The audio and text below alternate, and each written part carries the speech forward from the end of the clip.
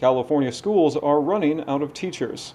The state is ranked last in teacher-to-student ratios, despite having the largest student population in America. A new state report shows that interest in teaching in California is declining on an annual basis. The report shows that the number of teachers getting credentialed this year is 12% less than the previous year, which is the 8th straight annual decline. Teachers say years of budget cuts are making the job less attractive. They say increased government oversight and standardized testing are destroying the joy of teaching. Teaching to the test and more testing, our students more testing than learning now in schools.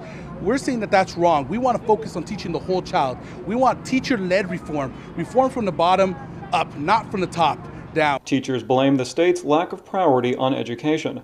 California ranks near the bottom of the list when it comes to per-student spending. This leads to nearly 30% of all new teachers quitting in the first 7 years. Education advocates say those who stay face the possibility of layoffs. They should be hiring teachers instead of laying them off.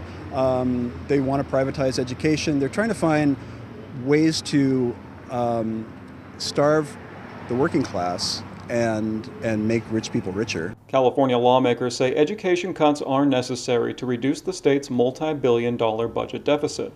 But economists say teacher shortages and failing schools will cost the state more in the long run. If California wants to deal with this crisis before it gets any worse, lawmakers are going to have to start dealing with the budget problems that got them into the crisis in the first place.